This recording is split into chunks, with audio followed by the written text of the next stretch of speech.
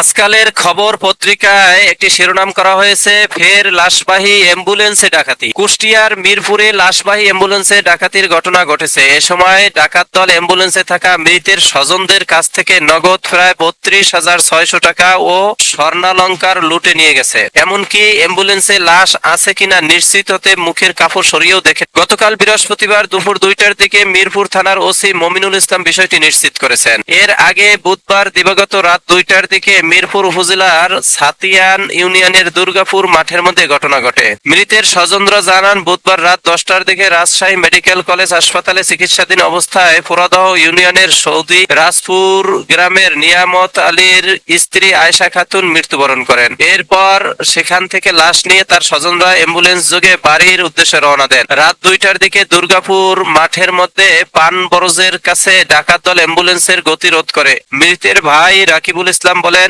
গত রাত 10টার দিকে আমার বড় বোন রাজশাহী মেডিকেল কলেজ হাসপাতালে চিকিৎসাধীন অবস্থায় মারা যান। এরপর বড় বোনকে নিয়ে আসার সময় কালীতলার মধ্যে একটি পানের বরজের সামনে বাঁশ দিয়ে রাস্তা ব্লক করে 4-5 জন সন্ত্রাসী হাসুয়া দেখিয়ে আমাদের থেকে টাকা স্বর্ণালংকার নিয়ে যায়। আমার কাছে 20,000 টাকা ছিল, ছোট বোনের কাছ কানের দুল ছিল, সব নিয়ে গেছে। অন্যদের কাছ থেকেও নগদ টাকা নিয়ে যায়। তিনি আরো বলেন, কতবার মিনতি করেছি, ভাই আমার বোন মারা গেছে, আমরা তাকে অ্যাম্বুলেন্সে নিয়ে আসছি মেডিকেল থেকে, আমাদের কাছে কিছু নাই। এসব বলার পরেও তারা জোরপূর্বক ভাবে আমাদের কাছ থেকে সব নিয়ে যায়। মৃতের ছোট বোন বলেন, ডাকাতদের অনুরোধ করে আমরা বলি, ভাই আপনাদেরও মা বোন আছে, আপনারা দেখেন আমার বোন মারা গেছে, তবুও আমার কান থেকে ডাকাত দল একজোড়া দুল নিয়ে যায়। এমনকি ডাকাত দল আমার বোনের মুখ খুলে দেখে যে সত্যি সে মারা গেছে কিনা। মিরপুর থানার ওসি মমিনুল ইসলাম বলেন, সকালে ঘটনা জানার পর অভিযুক্তদের আটকে অভিযান চালানো হচ্ছে, তবে এখন পর্যন্ত কাউকে আটক করা সম্ভব হয়নি। বিষয়টি গুরুত্বের সঙ্গে তদন্ত করে দেখা হচ্ছে। এর আগেও ব্রাহ্মণবাড়িয়া সহ দেশের কয়েকটি স্থানে অ্যাম্বুলেন্সে